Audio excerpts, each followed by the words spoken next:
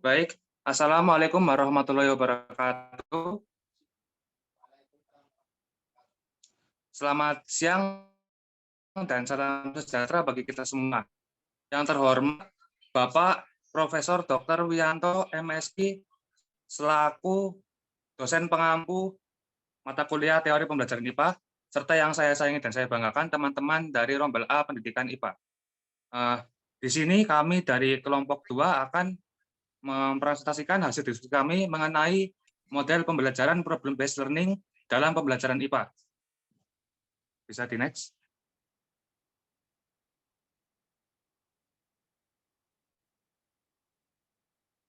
Nah, sebelum memulai presentasi, izinkan kami memperkenalkan diri terlebih dahulu. Yang pertama ada saya sendiri, Fiorino Farel Desa Jadi Kusuma, dengan NIM akhir 039. Kemudian ada rekan-rekan saya, yang pertama yaitu Saudara Imam Sajidi dengan NIM akhir 044. Kemudian ada Saudara Bagus dengan NIM akhir 052. Kemudian Saudari Snoraini Septi dengan NIM akhir 055. Kemudian Saudari Winda dengan NIM akhir 057. Dan yang terakhir ada Saudari Ana Naila dengan NIM akhir 098. Next. Nah, di sini kami akan membagi presentasi menjadi 6 subbab. Yang pertama yaitu pengertian dari problem based learning, kemudian yang kedua tujuan dan karakteristik problem based learning, kemudian yang ketiga ada sintak atau langkah dari problem based learning, yang keempat ada kelebihan dan kekurangan problem based learning, yang kelima penerapan problem based learning dalam pembelajaran IPA, dan yang terakhir adalah studi kasus. Next. Nah, untuk yang pertama yaitu pengertian. Kepada rekan saya yang sudah ditugaskan, dipersilahkan. Oke, terima kasih sebelumnya moderator. Di sini saya akan menjelaskan mengenai pengertian dari problem based learning.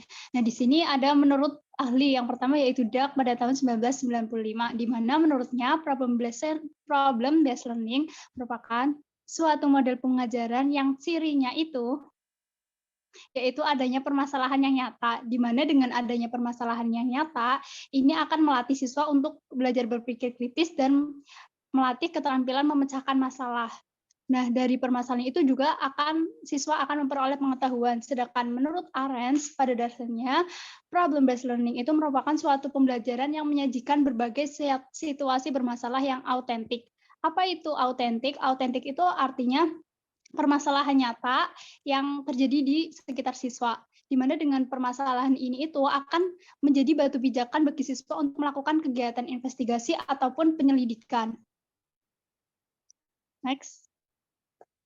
Nah, dari dua pengertian itu dapat disimpulkan bahwa model pembelajaran problem based learning itu merupakan suatu model pembelajaran yang menitik beratkan pada pemecahan masalah yang terjadi di sekitar siswa, di mana dengan masalah-masalah ini siswa itu akan aktif mencari jawaban atas masalah tersebut.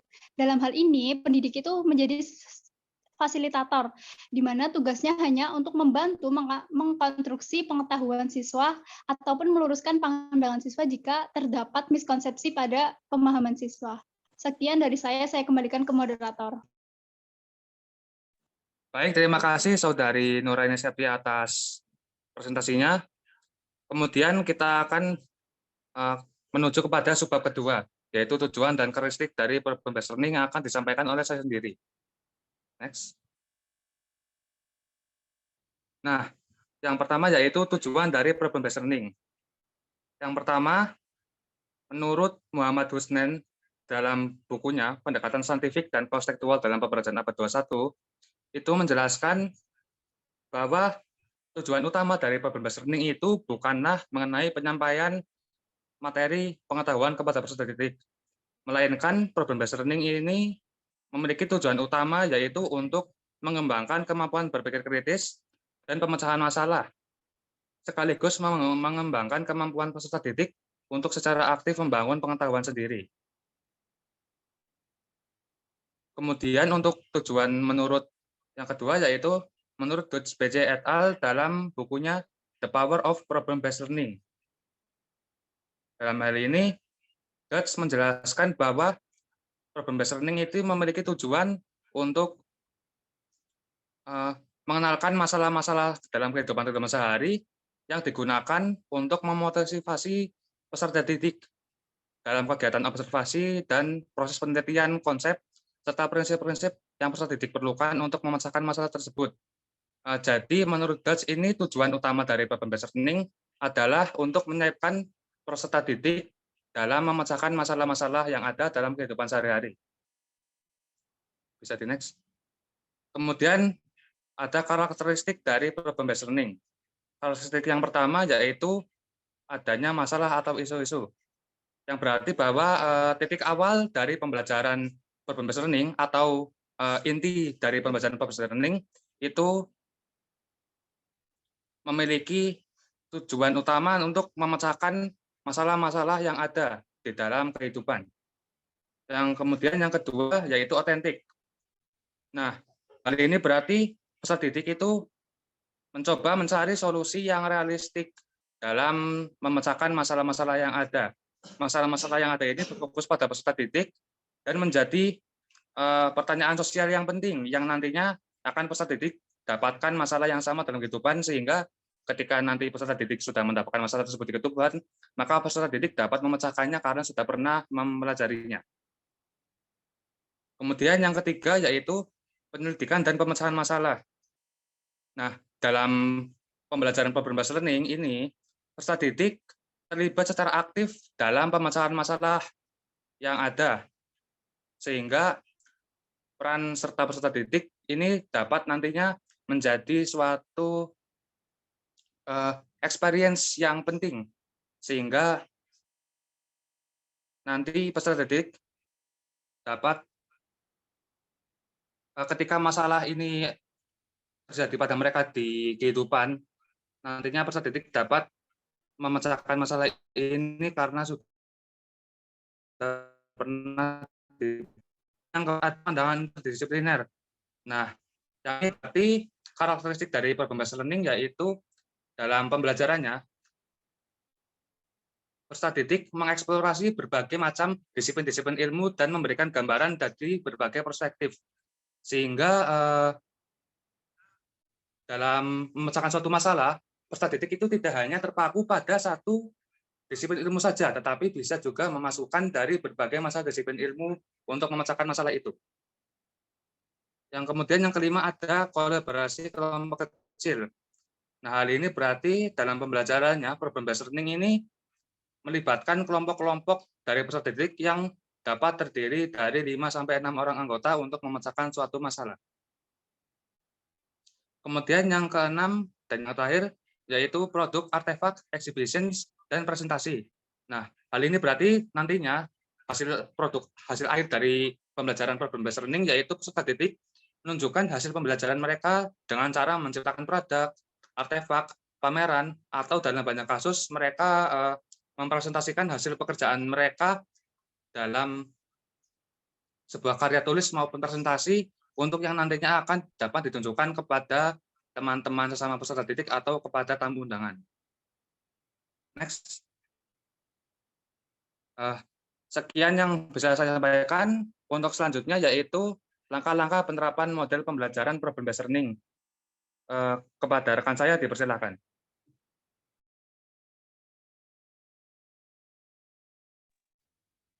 Baik, terima kasih moderator. Selanjutnya yaitu langkah problem-based learning. Nah, di langkah-langkah atau sintak dalam model pembelajaran ini tuh ada 5 tahap. Yang pertama yaitu mengorientasikan peserta didik terhadap masalah. Yang kedua, mengorganisasi peserta didik untuk belajar.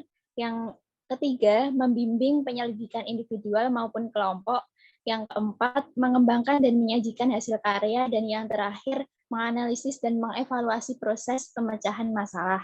Next.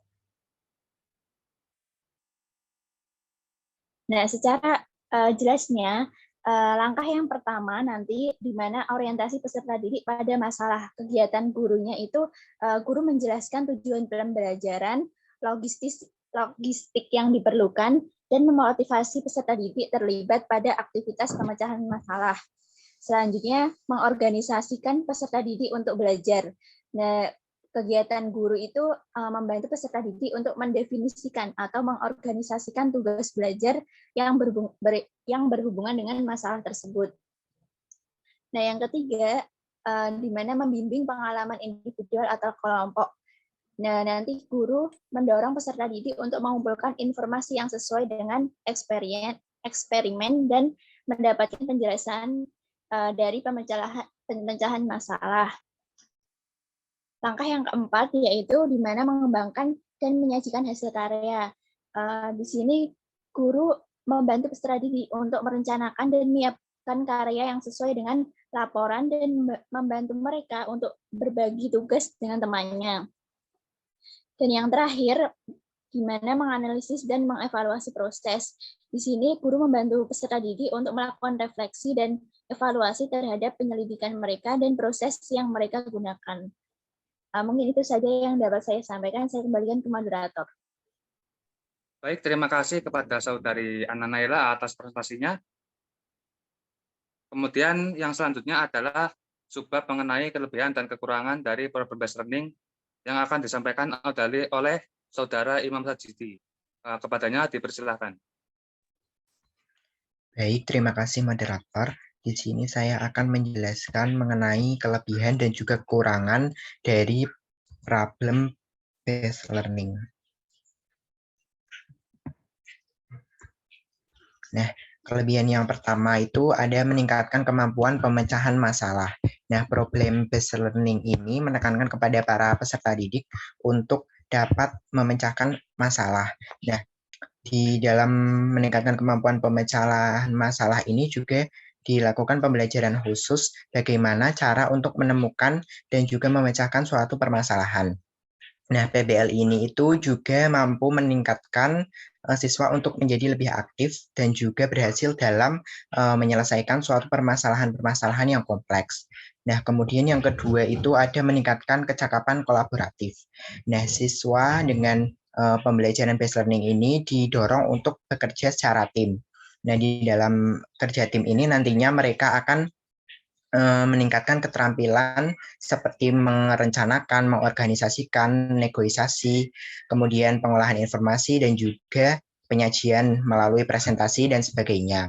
Nah, oleh karena itu keterampilan ini itu sangat dibutuhkan dalam PBL ini. Kemudian yang ketiga itu ada meningkatkan keterampilan dalam mengelola sumber.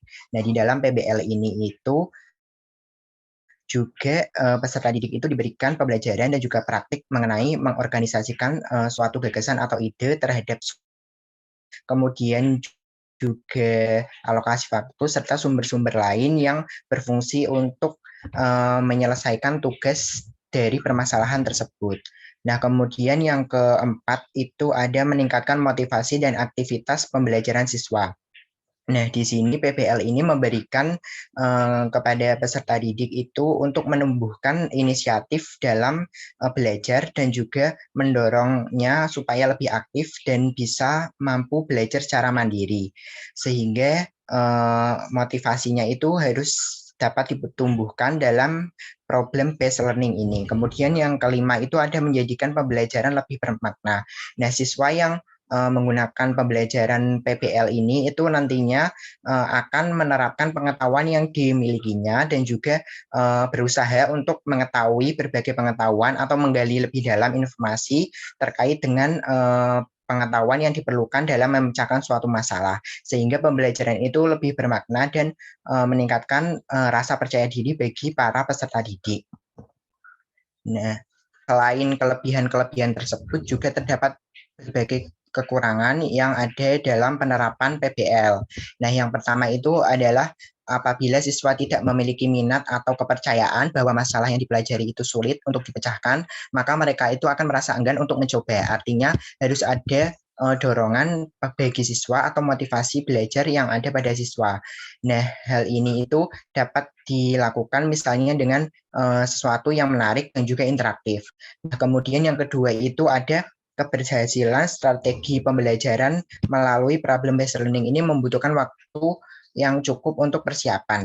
Nah, dalam sebelum pelaksanaan PBL ini itu perlu adanya pelatihan atau training agar guru itu dapat menguasai proses dan juga tujuan PBL dalam pembelajaran itu sendiri. Nah, kemudian yang ketiga itu tanpa pemahaman mengapa mereka berusaha untuk memecahkan masalah yang sedang dipelajari, maka mereka tidak akan belajar apa yang mereka ingin pelajari. Artinya harus ada penjelasan mengenai manfaat mengapa mereka itu harus memecahkan permasalahan tersebut, seperti itu. Kemudian yang keempat itu tidak semua materi pembelajaran itu dapat menerapkan PBL. Artinya harus mempertimbangkan karakteristik dari materi tersebut. Apakah materi tersebut itu cocok dengan PBL atau cocoknya dengan project based learning atau metode pembelajaran yang lain. Artinya guru juga harus memberikan penguatan atau reinforcement terhadap permasalahan-permasalahan atau isu-isu yang diberikan kepada siswa. Mungkin itu pembahasan mengenai kelebihan dan juga kekurangan dari metode pembelajaran problem based learning. Untuk selebihnya saya kembalikan ke moderator.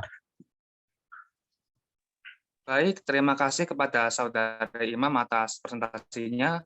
Kemudian kita masuk ke subbab kelima mengenai penerapan problem based learning dalam pembelajaran IPA yang akan disampaikan oleh Saudara Bagus. Kepadanya Baik, terima kasih moderator atas waktunya. Bisa di next.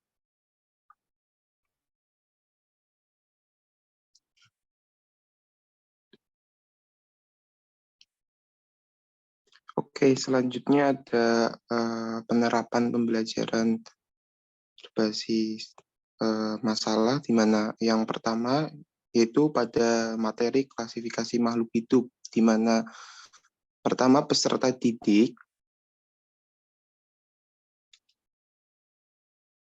itu harus memiliki orientasi terhadap apa itu masalah sendiri di dalam mengklasifikasikan makhluk hidup. Sepemahaman peserta didik untuk menggali informasi mengenai mengapa seluruh makhluk hidup di dunia harus diklasifikasikan seperti itu. Setelah mereka memiliki orientasi tersebut, maka guru sebagai pengajar harus memberikan apresiasi seperti itu. Dan yang kedua, setelah mereka mengetahui orientasi permasalahannya, mereka dituntut untuk mengorganisasikan peserta didik untuk belajar, di mana mereka harus mendiskusikan materi secara berkelompok untuk mengklasifikasikan makhluk hidup di dalam masing-masing kingdom seperti itu. Dan yang ketiga yaitu guru harus membimbing dan dalam penyelidikan individu maupun kelompok pada peserta didik, di mana peserta didik dibimbing untuk mengelompokkan makhluk hidup berdasarkan kingdomnya. Dan peserta didik harus mengamati, mengelompokkan, dan menulis hasil dari diskusi yang mereka lakukan. Yang keempat yaitu, next,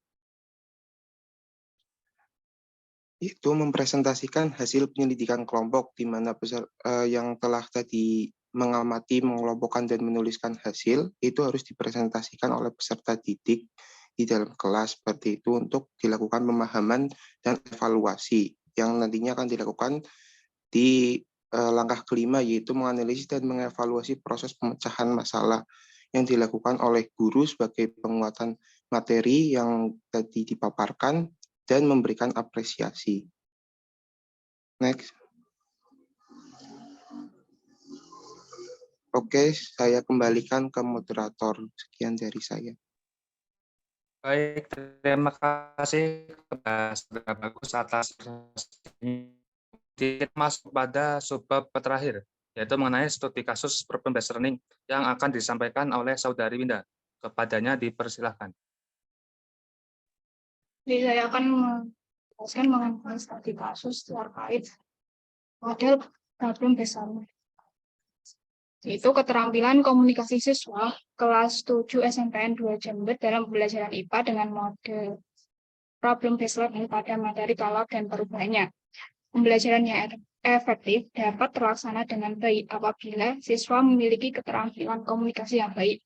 Keterampilan komunikasi sangat dibutuhkan pada saat siswa menyampaikan hasil dari proses ilmiah, baik secara langsung maupun tidak langsung, secara pribadi maupun kelompok.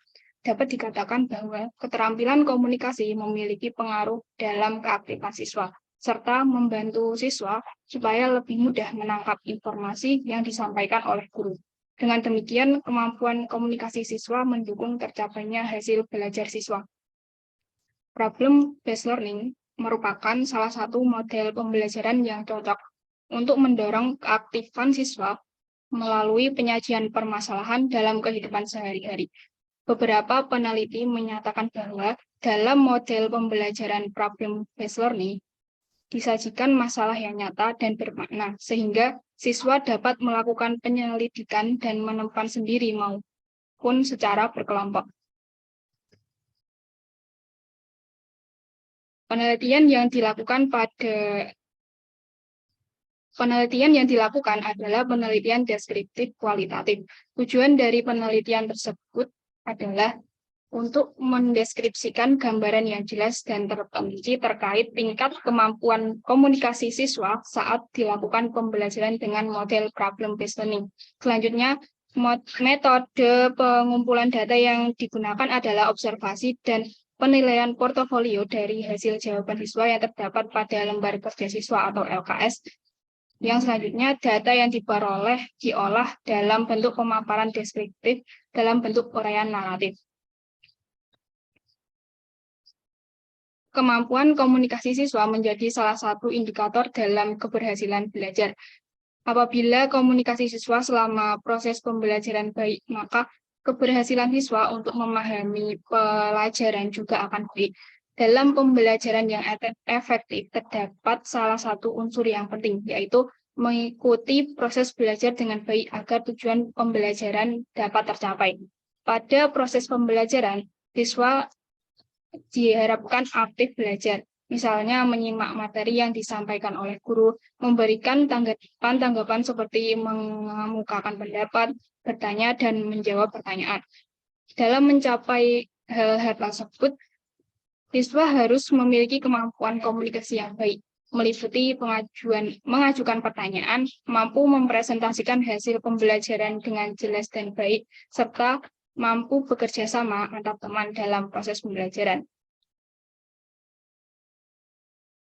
Penggunaan model pembelajaran problem-based learning sendiri dapat mengembangkan kemampuan komunikasi, representasi, dan penalaran siswa dalam proses pembelajaran karena siswa dituntut untuk dapat memecahkan masalah. Pada penerapan model pembelajaran problem-based learning terjadi komunikasi aktif dari interaksi yang dilakukan siswa melalui kegiatan berdiskusi dan mengemukakan ide kreatifnya masing-masing untuk dapat memecahkan permasalahan, yang kemudian siswa mengomunikasikan hasil dari diskusi tersebut dengan melakukan presentasi di depan kelas. Sehingga dapat disimpulkan bahwa berdasarkan hasil penelitian secara keseluruhan keterampilan komunikasi lisan siswa kelas 7A memiliki kemampuan komunikasi yang baik. Pembelajaran IPA dengan menerapkan model pembelajaran problem-based learning dapat membantu siswa aktif dalam belajar sehingga memfasilitasi siswa mampu mengungkapkan ide dan gagasan yang sudah dibangun. Kemampuan komunikasi lisan pada aspek kerjasama kelompok mengalami peningkatan menjadi sangat baik dengan nilai persentase 87,5. Aspek mengajukan pertanyaan siswa juga mengalami peningkatan menjadi 65,62% dengan kategori baik. Namun pada aspek kejelasan suara mengalami peningkatan meskipun masih dalam kategori cukup baik, yaitu 53,12%. Mungkin itu saja yang dapat saya sampaikan. Saya kembalikan ke moderator.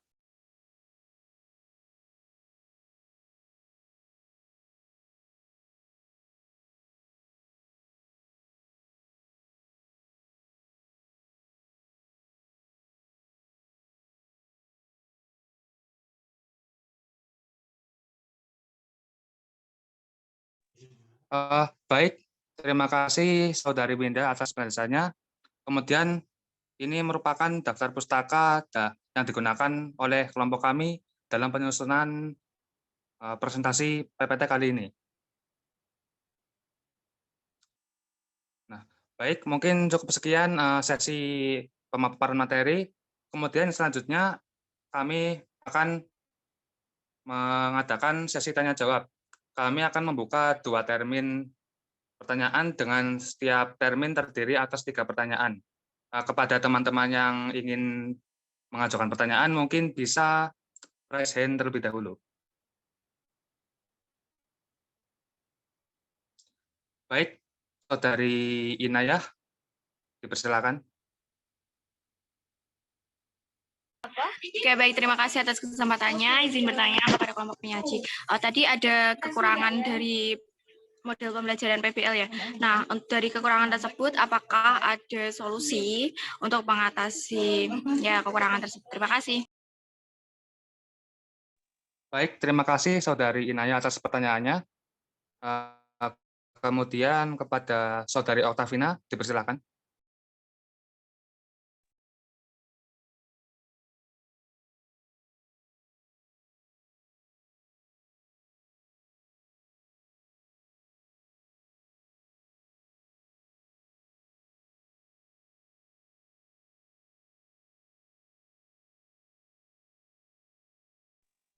Kepada Saudari Oktavina.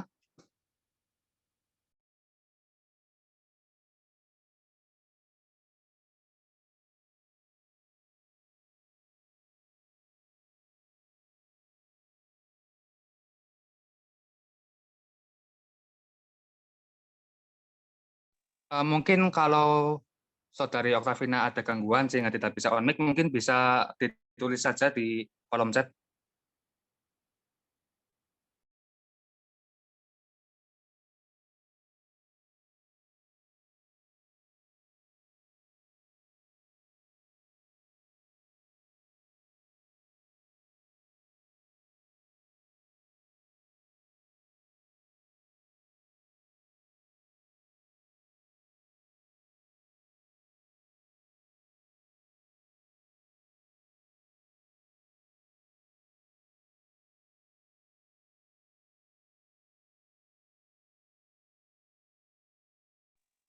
Baik, mungkin sambil menunggu Saudari Oktavina menuliskan pertanyaannya di kolom chat, mungkin kita lanjut untuk pertanyaan ketiga.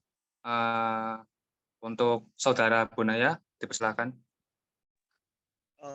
Baik, terima kasih untuk Saudari Vio atas kesempatannya. Pertanyaannya itu hal-hal apa saja yang menjadi parameter kualitatif dalam menilai berhasil atau tidaknya implementasi media pembelajaran PBL pada proses belajar dan mengajar. Terima kasih. Baik, terima kasih kepada Saudara Bunaya atas pertanyaannya. Untuk termin 1 kami tutup terlebih dahulu karena sudah mendapat 3 pertanyaan. Untuk selanjutnya izinkan dari kelompok kami berdiskusi selama beberapa menit terlebih dahulu. Terima kasih.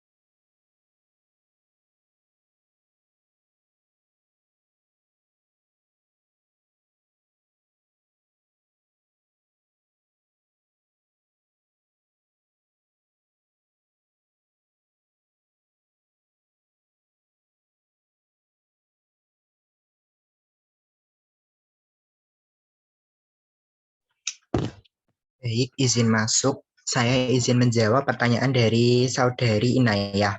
Tadi pertanyaannya yaitu mengenai bagaimana solusi yang dapat digunakan untuk menutupi kekurangan dari metode pembelajaran PBL ini. Nah, beberapa solusi yang mungkin dapat diupayakan untuk menutupi kekurangan dari model problem based learning ini. Di antaranya yaitu yang pertama yaitu memfasilitasi peserta didik dalam menghadapi masalah.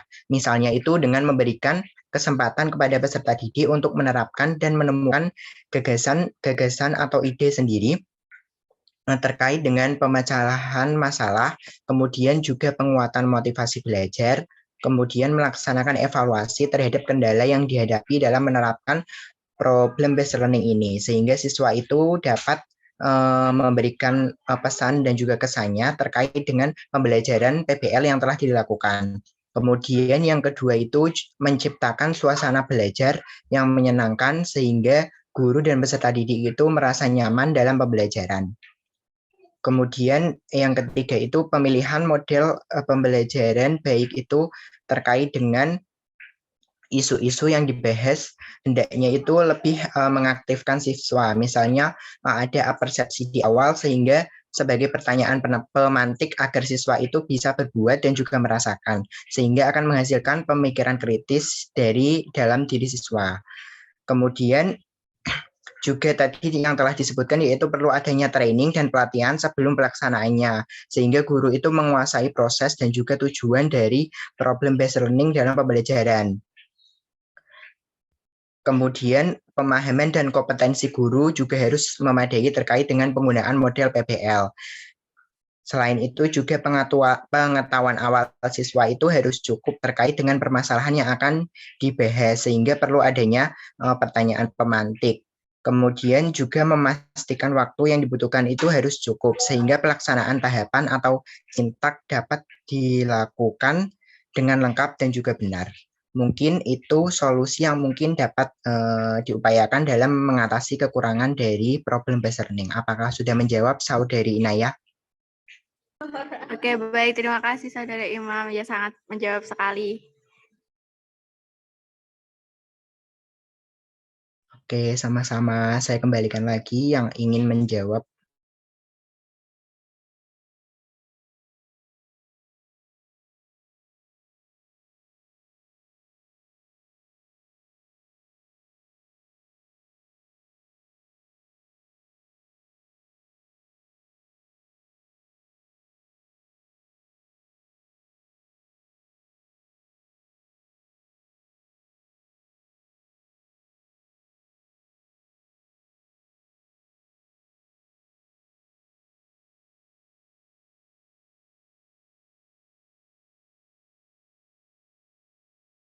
Baik, izin masuk, izin menjawab pertanyaan dari Vina, di mana bagaimana menurut kelompok penyaji efektivitas model pembelajaran PBL dalam meningkatkan pencapaian belajar siswa dibanding dengan model pembelajaran lainnya. Seperti yang kita telah ketahui bahwa tadi kan ada beberapa kelebihan untuk model pembelajaran ini ya, yaitu merupakan bentuk dari efektivitasnya sendiri seperti itu. Jadi yang pertama, problem based learning dapat meningkatkan kemampuan berpikir kritis, menumbuhkan inisiatif siswa dalam bekerja, kemudian ada memotivasi internal untuk belajar, dan mengembangkan hubungan interpersonal dan dalam kelompok. Yang kedua, dengan PBL ini akan terjadi pembelajaran yang bermakna di mana siswa akan belajar memecahkan suatu masalah, maka siswa akan menerapkan pengetahuan yang dimilikinya atau berusaha untuk mengetahui pengetahuan yang perlu digunakan untuk mendalami suatu masalah seperti itu. Yang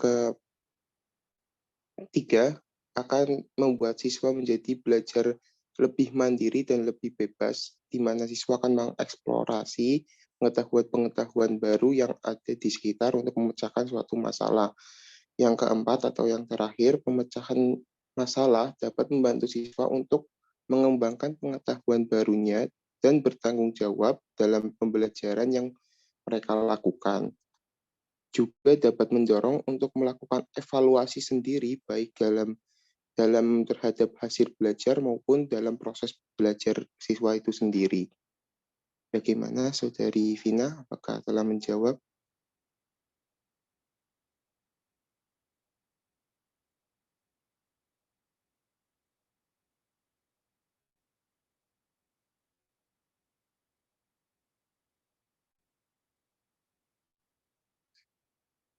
Baik, saya kembalikan yang ingin menjawab lagi. Sebelumnya, mohon maaf sekali untuk Saudari Nisfil, mungkin nanti pertanyaannya bisa nanti ya ketika termin 2 sudah dibuka, karena ini dari kelompok kami belum selesai menjawab termin 1. Mohon maaf sekali lagi saya sampaikan. Terima kasih. Izin masuk. Di sini saya akan menjawab pertanyaan dari Saudara Bunaya. Hal yang menjadi parameter kualitatif dalam menilai berhasil atau tidaknya implementasi model problem based learning pada proses belajar mengajar terdapat 3 indikator. Yang pertama, pemahaman siswa.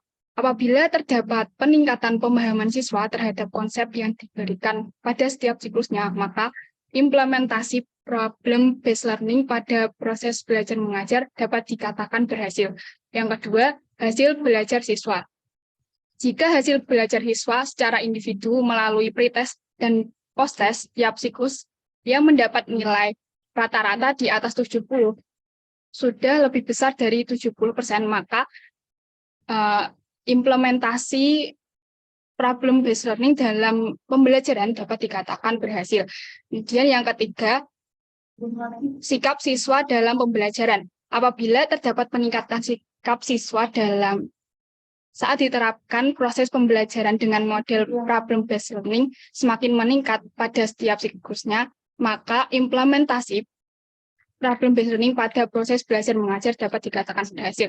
Nah, sebaliknya apabila ketiga indikator tersebut mengalami penurunan secara terus-menerus, maka implementasi problem based learning dalam proses pembelajaran dikatakan tidak berhasil atau gagal. Begitu jawaban dari saya. Apakah sudah menjawab? Baik, terima kasih untuk jawabannya.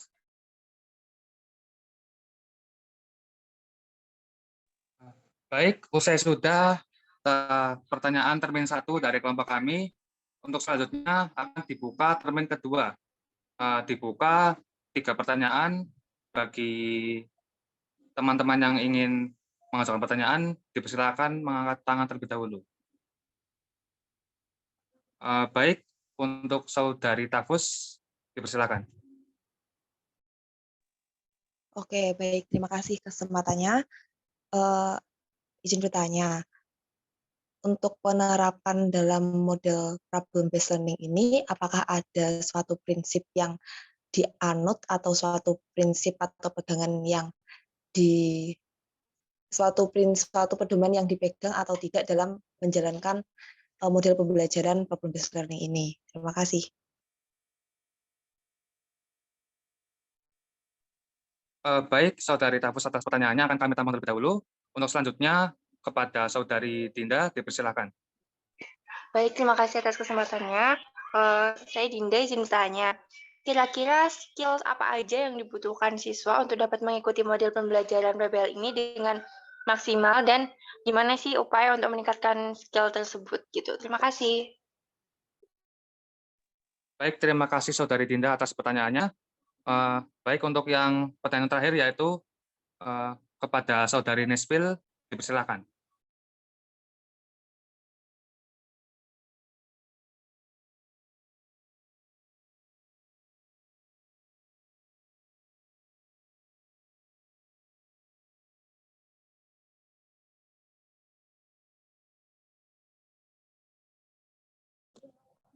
Oke, izin masuk Saudara Vio. Apakah suara saya terdengar?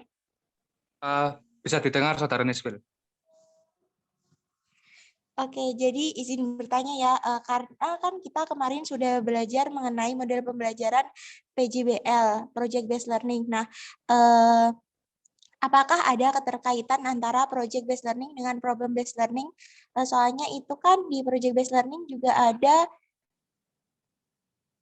ada sintaks yang dimana itu siswa harus bisa memecahkan masalah seperti itu. Terima kasih.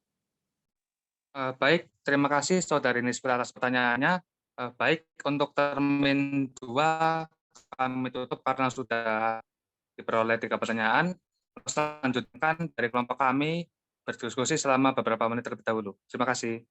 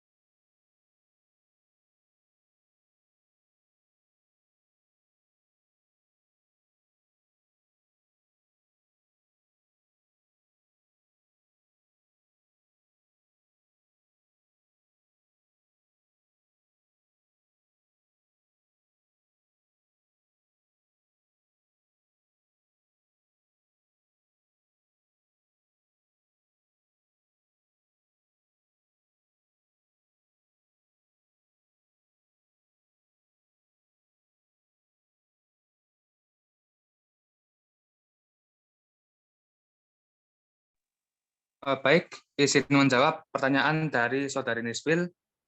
Untuk pertanyaannya tadi yaitu apakah dari PBL maupun PJBL memiliki keterkaitan karena di dalam keduanya ada masalah yang harus dipecahkan. Nah, jadi menurut kelompok kami, meskipun dari PBL dan PJBL ini memang memiliki beberapa kesamaan, tapi keduanya tidak saling terkait satu sama lain. PBL dan PJBL ini memiliki beberapa kesamaan, seperti contohnya yaitu penggunaan masalah konkret sebagai dasar dalam pembelajarannya, kemudian pembelajaran yang berfokus pada siswa, kemudian menitik beratkan kepada kemampuan berpikir kritis, dan lain-lain. Tetapi dari keduanya, yaitu PBL dan PJBL ini juga memiliki beberapa perbedaan. Seperti contohnya lama waktu kegiatan, kemudian untuk hasil akhir di mana PJBL berupa produk, sedangkan dalam PBL dapat berupa tulisan, presentasi maupun produk. Kemudian yang perbedaan yang paling utama yaitu intisari dari pembelajaran, di mana PJBL ini berfokus utama pada produk akhir yang digunakan untuk memecahkan masalah. Sedangkan untuk PBL ini lebih berfokus kepada masalah yang ada dan proses-proses untuk memecahkan masalah tersebut. Sehingga meskipun PBL dan PJBL ini memang memiliki beberapa kemiripan, tapi keduanya tidak memiliki keterikatan satu sama lain. Apakah sudah terjawab, Saudari Nisbil?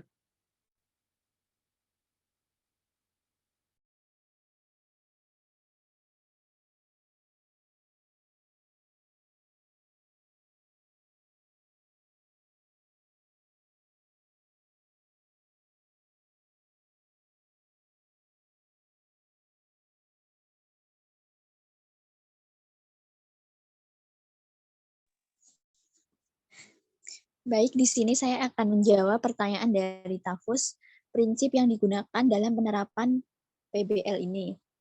Nah, menurut Dolman, beliau mengatakan bahwa dalam terdapat 4 prinsip yang menjadikan PBL efektif sebagai model pembelajaran. Nah, prinsip yang pertama itu adalah pembelajaran yang konstruktif, di mana artinya dalam menggunakan PBL ini mahasiswa mengkonstruksikan ilmu yang sudah didapatkan ke dalam pengetahuan baru. Kemudian prinsip yang kedua yaitu mandiri, di mana nanti mahasiswa atau siswa menentukan sampai mana pembelajaran yang ingin dilakukan.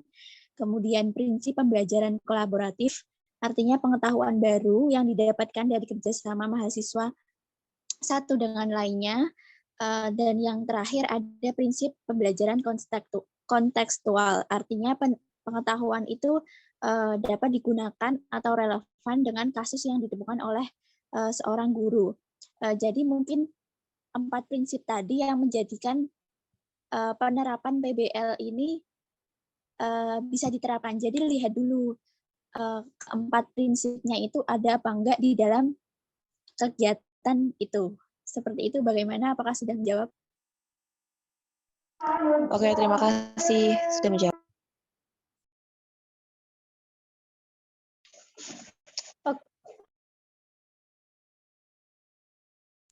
Oke, di sini saya akan izin masuk. Di sini saya izin menjawab pertanyaan dari Saudari Dinda. Kira-kira keterampilan apa yang dibutuhkan untuk menguasai pembelajaran problem-based learning atau agar problem-based learning berjalan dengan efektif.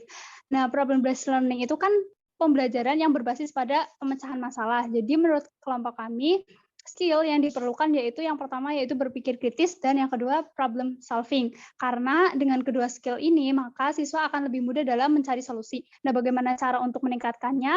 Yang pertama yaitu dengan memperbanyak literasi, karena dengan memperbanyak literasi maka akan menambah wawasan atau pengetahuan. Nah, dengan menambah wawasan ini maka akan cenderung membuat siswa lebih mudah untuk berpikir kritis dan lebih mudah dalam menyelesaikan masalah.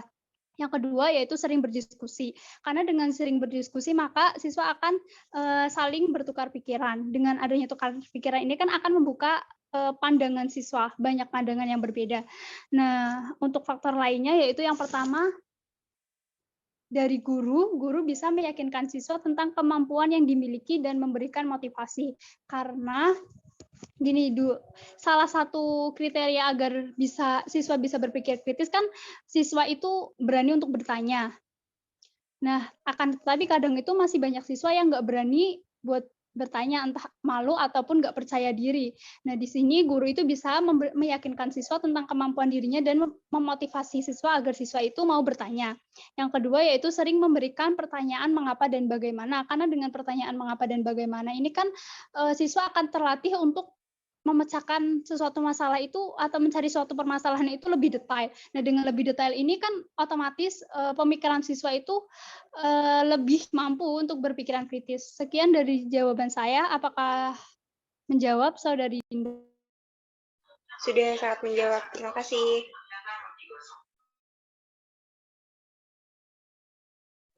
Baik.